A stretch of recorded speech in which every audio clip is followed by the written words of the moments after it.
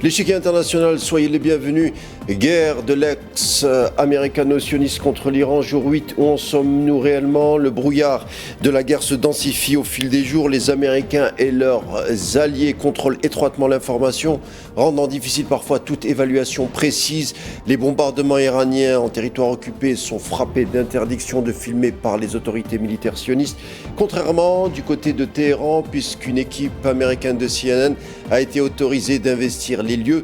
En tout cas, l'embrasement semble traverser tout le Moyen-Orient, tentera, comme à chaque fois, d'en cerner les contours. À retenir d'emblée cette information avec cette déclaration du président iranien Pezeshkian qui révèle que les bombardements des pays voisins cesseront, sauf si des attaques sont menées contre Téhéran depuis ces territoires. L'Iran, vraisemblablement, concentrerait davantage ses opérations sur les forces sionistes américaines dans la région. Tandis que du côté américain, les déclarations des officiels se contredisent les unes des autres. Les objectifs des bombardements ne sont pas définis. On sait que la guerre contre l'Iran coûte cher pour Washington et surtout coûte cher politiquement parlant au président Trump, d'après les récents sondages. On en parle et c'est tout de suite.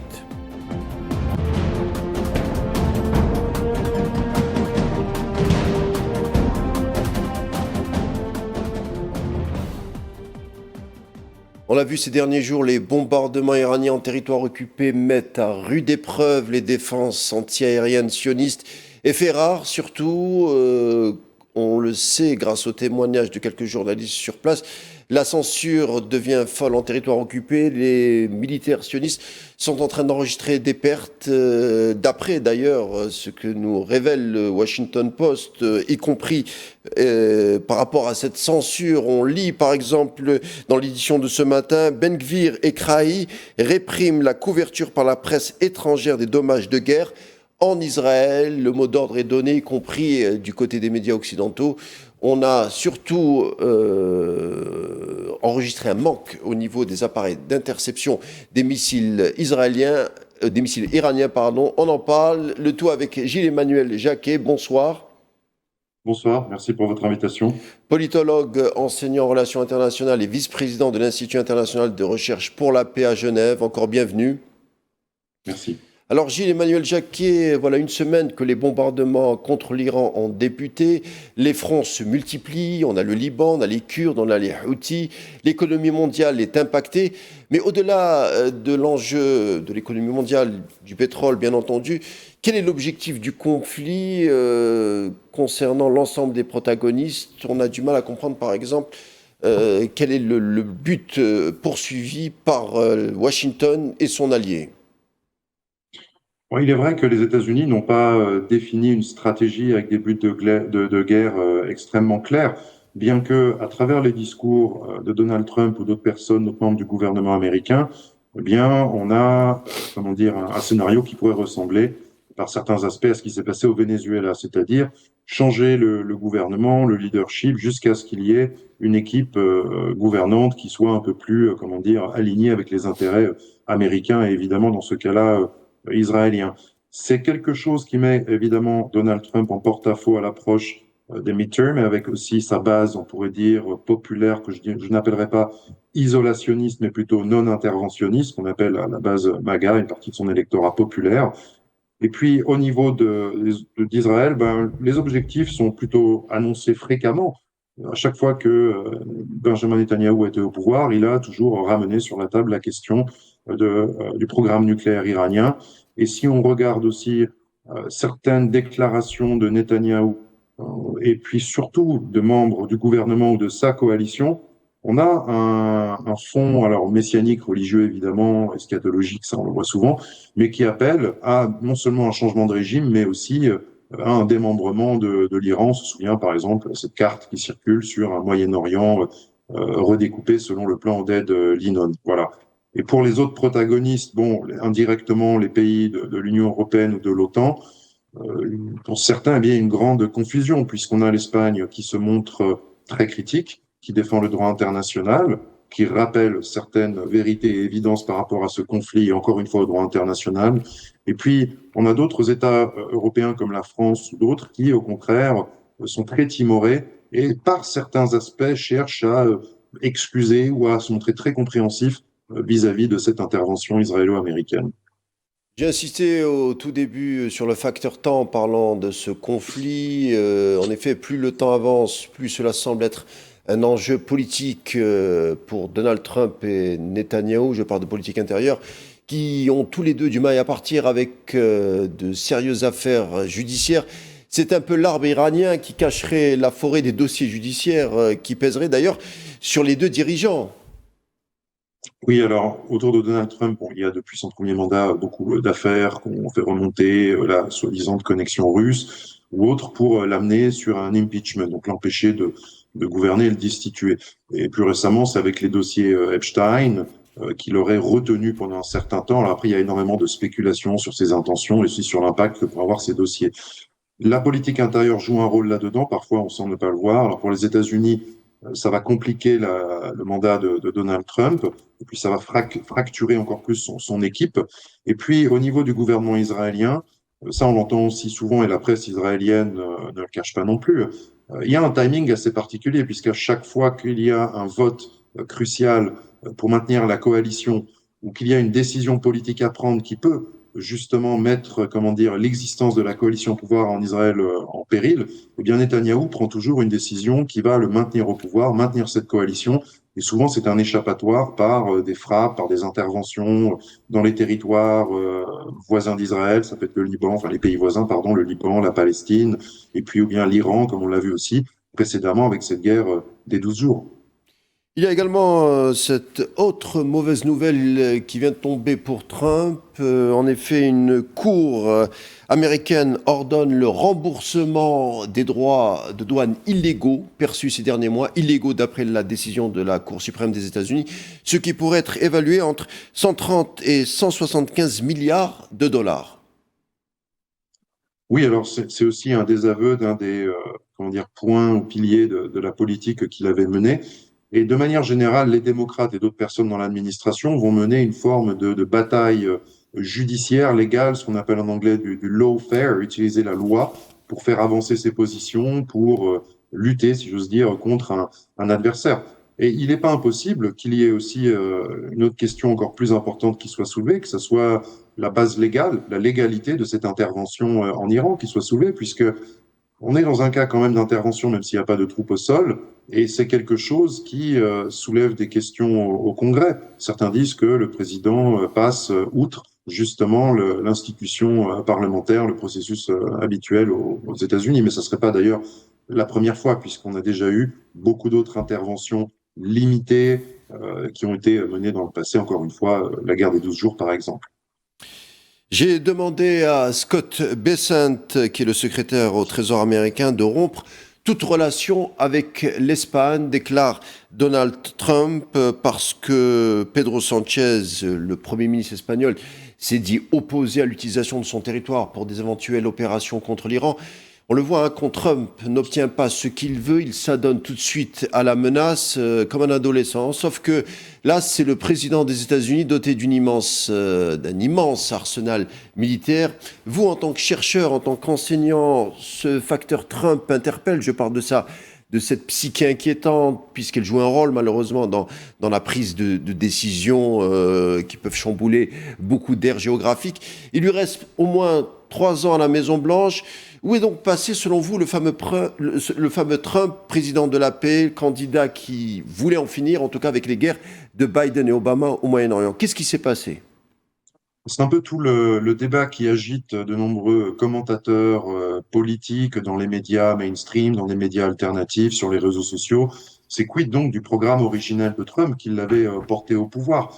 Programme qui était déjà un peu esquissé durant son premier mandat, mais qui a été consolidé et qui a été un peu une des plateformes, en tout cas pour sa politique étrangère, qui lui a permis d'être élu. Avec des personnes autour de lui qui étaient plutôt critiques de ses interventions passées. On peut penser à Tulsi Gabbard, on peut penser aussi au vice-président J.D. Vance, mais d'ailleurs dont la position va devoir un peu s'éclaircir par la suite aussi, puisqu'à l'origine, il était plutôt en désaccord avec ce genre d'approche diplomatique.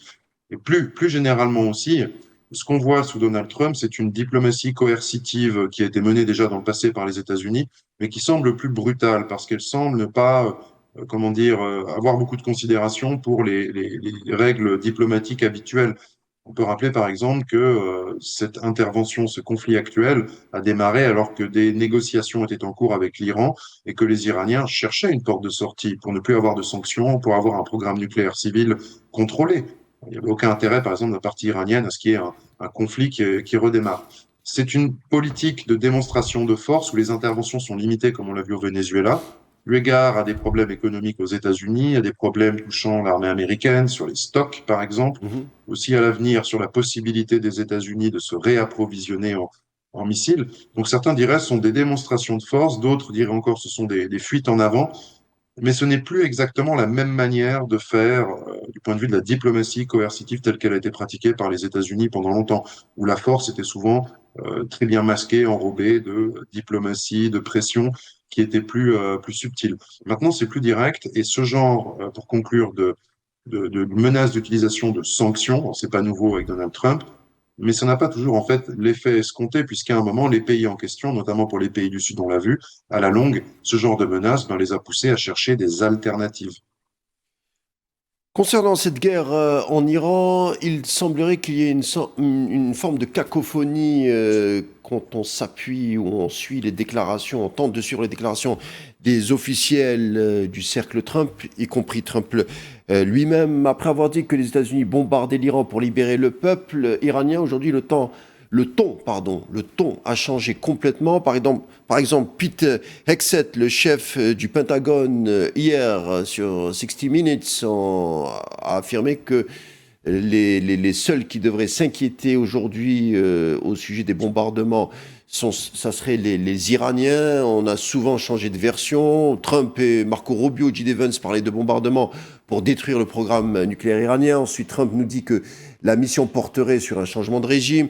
Après, c'était qu'il fallait virer ou amoindrir les missiles iraniens. Ça, c'est Hegseth et Rubio qui l'ont dit. On a changé de version tout de suite après pour dire qu'il fallait dissuader la capacité de l'Iran d'attaquer ses voisins. Ça, c'est le général-major Dean Cain qui l'a affirmé mercredi.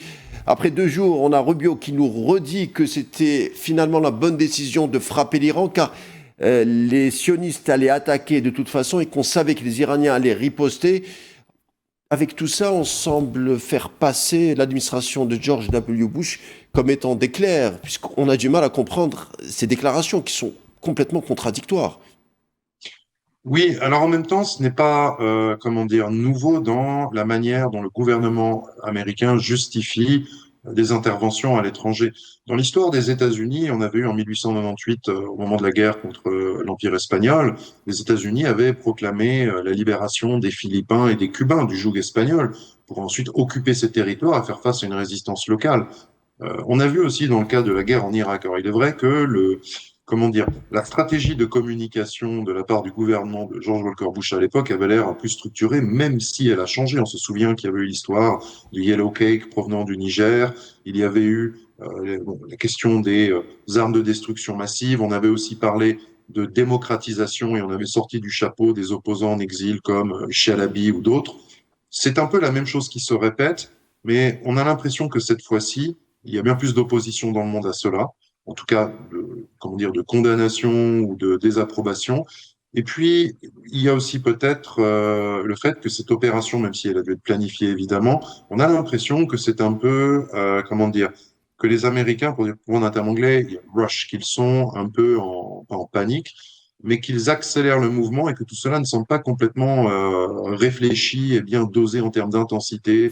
Et la planification et le reste aussi de la suite des événements posent de nombreux inconnus. Et le gouvernement américain semble avoir du mal à y répondre. Peut-être qu'avec une opposition plus structurée en Iran, avec une personne autre que le fils du Shah qui serait là, peut-être qu'il pourrait développer un discours un peu plus structuré et cohérent autour d'une alternance démocratique. Mais encore une fois, c'est un discours qu'on a entendu pour la Syrie, pour la Libye, pour l'Irak, pour des interventions en Amérique centrale durant la guerre froide et ainsi de suite.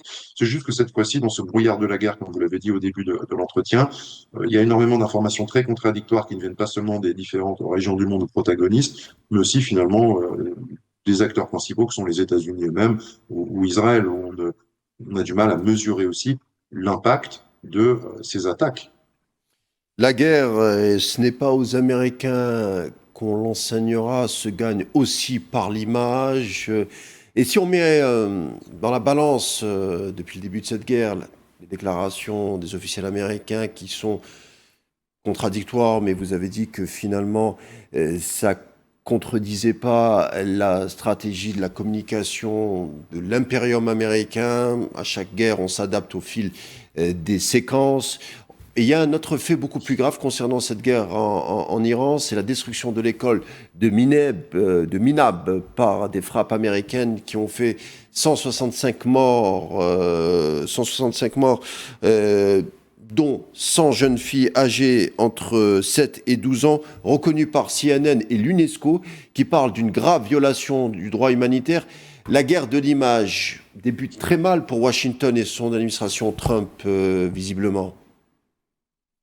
Oui, bien sûr, parce que en termes du droit international, c'est un crime de guerre, qu'il ait été intentionnel ou pas d'ailleurs. Là-dessus, le résultat reste le même, c'est qu'on a, selon les estimations, oui, pas loin de 160 jeunes filles du personnel, je pense, de l'école qui ont été tuées.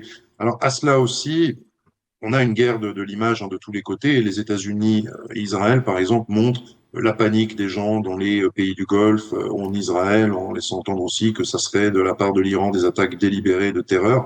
Et de manière générale, aussi bien dans les frappes qui sont menées en Iran que les frappes qui sont menées dans les pays du Golfe ou en Israël, le problème qui se pose avec ces dommages collatéraux, comme on les appelle parfois un peu publiquement, c'est que certaines installations, comme par exemple en Iran, certaines casernes des gardiens de la Révolution, des bureaux de la police, des services de renseignement, ou d'autres cibles jugées stratégiques, comme par exemple IRIB, comment dire, la presse en fait officielle iranienne internationale.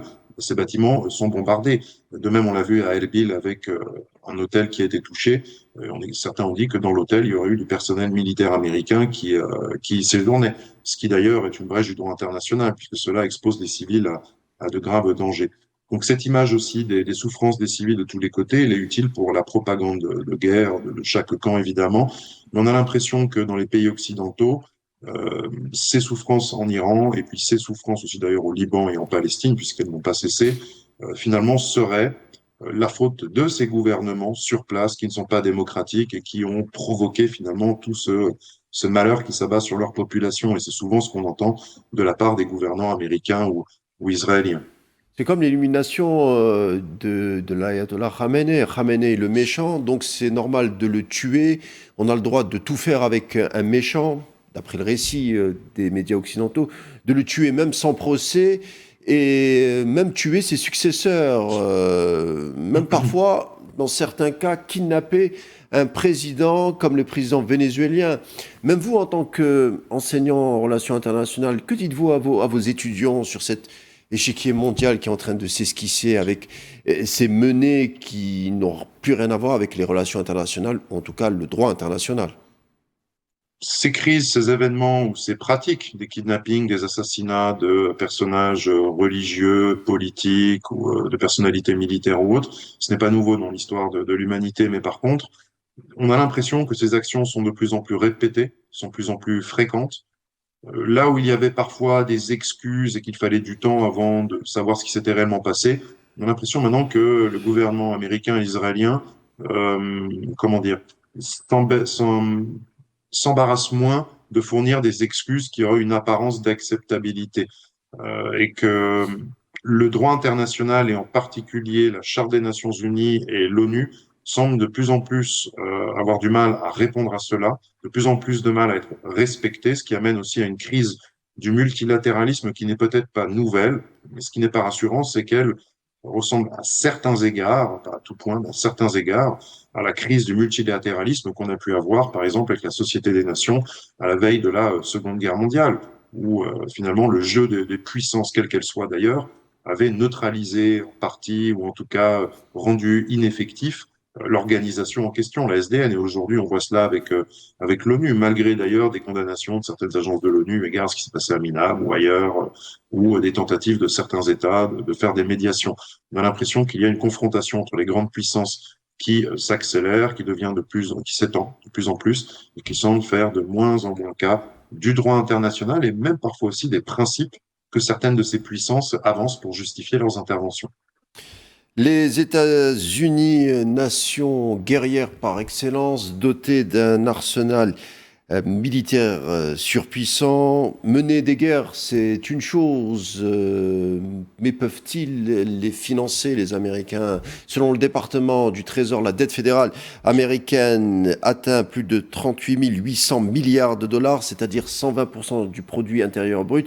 Une campagne militaire contre l'Iran, et c'est déjà le cas, représenterait des dépenses considérables. Et autre chose qui préoccupe les stratèges américains, l'état des stocks de munitions et des armes. Avec la livraison à l'Ukraine dans sa guerre contre la Russie, le transfert d'armements réguliers vers l'entité sioniste, on a également des besoins croissants en Indo-Pacifique pour contenir un peu la Chine. Les responsables du Pentagone ont reconnu que certains missiles, notamment des missiles de précision et de systèmes d'interception, seraient actuellement sous tension et ces armements nécessiteraient un temps long pour leur production et parfois, voire même des années pour les façonner, en tout cas les faire sortir des usines d'armement qui, elles, sont aussi en manque d'ingénieurs et de techniciens dans ce domaine. Les universités américaines, les centres de formation ne forment plus assez de techniciens pour répondre à ces besoins. On est en face d'un empire qui est quand même sous tension interne et cette guerre en Iran le démontre de plus en plus. Oui, alors notamment le point que vous soulevez, la tension sur les stocks d'armement et en particulier de missiles, c'est quelque chose qui s'est déjà posé, c'est un problème qui s'est posé au moment de la guerre des 12 jours. Et certains avancent que les États-Unis ont mis le holà à cette intervention précédente parce qu'il y avait justement un problème de stock qui se posait pour les États-Unis et aussi pour Israël, qui est fourni en grande partie par les États-Unis. Israël a diversifié une partie aussi de ses fournitures avec l'Inde, mais il se trouve que les armements ou les munitions fournies par l'Inde ne sont pas vraiment compatibles avec les systèmes américains ou les systèmes qui répondent aux normes OTAN. La guerre en Ukraine a mis depuis longtemps sous tension déjà. On se souvient qu'il y avait une demande au Pakistan de fournir des obus, je sais plus si c'était de 150 ou 155 mm. Et le conflit actuel va reposer à nouveau la même problématique. Il faut aussi un effort industriel pour soutenir ça. Donald Trump a voulu réindustrialiser pour les raisons électorales qu'on connaissait, pour fournir du travail à l'Amérique, faire de l'Amérique à nouveau une première puissance économique, mais c'est aussi lié comment dire, à la réforme des forces armées américaines qu'il a engagées, puisqu'il y a des problèmes humains, en termes de ressources humaines, de qualité des combattants, de l'équipement. On a vu aussi qu'il a fait passer ce décret vis-à-vis du complexe militaro-industriel pour que les choses soient livrées en temps, en qualité voulue, comme stipulé dans les contrats. Donc, on peut arriver dans quelques semaines, où c'est difficile à dire puisque Trump parle encore d'une capacité de mener ses frappes pendant les 6 semaines à venir. Mais comme durant la guerre des 12 jours, à un moment, va se poser cette question de la fourniture ou de la capacité, en tout cas, de remplir à nouveau les stocks de missiles, en particulier, qui sont très sollicités. Et certains experts avancent le fait aussi que les restrictions posées par la Chine sur les exportations de terres rares, dont une partie sont nécessaires pour justement produire ces missiles, pourraient incapaciter les États-Unis. Et à partir de là, se posent plusieurs questions. Est-ce que les États-Unis seraient aptes à stopper le conflit avec Israël? Sous quel terme? À travers quelle forme? Est-ce qu'il y aurait une négociation? Ou au contraire, est-ce qu'il y aurait une escalade et l'utilisation d'autres armements? Ce qu'on n'espère pas. Le président iranien Massoud Pezeshkian a affirmé aujourd'hui que ses voisins du Golfe ne seraient plus attaqués par l'Iran, sauf si des frappes étaient tirées depuis ces pays. L'Iran a affirmé également n'avoir visé que des intérêts ou bases américaines, ce qu'ont contesté les pays qui ont été visés. On le voit, la confrontation se resserre entre l'Iran d'un côté et l'hydre sioniste et Washington de l'autre. Trump a dit qu'on pourrait aller sur 4 à 5 semaines de conflit. On serait donc au tout début. Le monde, la région, l'économie mondiale pourrait-elle résister selon vous? Vers 15 heures, par exemple, aujourd'hui, on a vu que le prix du Brent, la référence internationale du pétrole, est évalué à 89,96 dollars. Vers où se dirige-t-on, mondialement parlant, avec cette guerre? Alors, chaque crise dans la région, qui a souvent été liée à l'Iran et parfois aussi aux Houthis du Yémen, ça a toujours un impact évidemment sur le détroit de Hormuz, puisqu'on a une bonne partie du gaz et du pétrole provenant du Moyen-Orient qui sort cette zone pour aller sur les marchés internationaux à travers l'océan Indien. On a aussi d'ailleurs des bateaux qui vont dans l'autre sens pour se recharger ou pour aussi, fournir des marchandises. Alors, on en est à peu près, sur nos estimations, à 90% du trafic dans ce secteur qui est bloqué. Formellement, l'Iran n'a pas interdit le passage dans le détroit de Hormuz, mais a interdit le passage aux bateaux américains, israéliens ou affiliés. Ça fait partie de l'effort de guerre ou de nations alliées ou autres. Et la Lloyd's, principal assureur, et d'autres ont émis depuis le début de cette crise, une mise en garde, un avertissement, et certains, peut-être bateaux avec des pavillons qui leur permettraient de passer le blocus, ne veulent pas prendre ce risque pour ne pas être victimes de frappes de drones d'un côté comme de l'autre. Maintenant, vous avez soulevé aussi ces frappes qu'on a eues dans les pays voisins de l'Iran, les pays du GCC. C'est quelque chose qui, évidemment, tout naturellement, a soulevé la protestation de ces États, parce que ces États, par ces frappes, eh bien, ils ont leur modèle économique, touristique, la stabilité, la sécurité qu'ils prenaient et qu'ils recherchent aussi pour la région, qui est sérieusement remis en question. Certains ont parlé d'experts de frappes délibérées de l'Iran, qui seraient des frappes pour terroriser ses voisins, affirmer une certaine puissance. L'Iran a beaucoup à perdre dans le cas, puisqu'il y a énormément d'investissements iraniens et d'hommes d'affaires, ou d'Iraniens même, qui vivent dans les pays du GCC. Même des pays avec lesquels l'Iran n'a pas toujours eu les meilleures relations. Et ça pèse particulièrement sur l'économie locale. Et ça peut, par la suite, avoir d'autres conséquences. Très bien. Gilles-Emmanuel Jacquet, merci d'avoir été des nôtres. Politologue, enseignant en relations internationales. Je vous dis à bientôt. Merci pour vos explications. Merci à vous. L'échiquier international se conclura ici. Merci de nous avoir prêté attention. Bonne suite des programmes sur A24 News et on se dit à demain.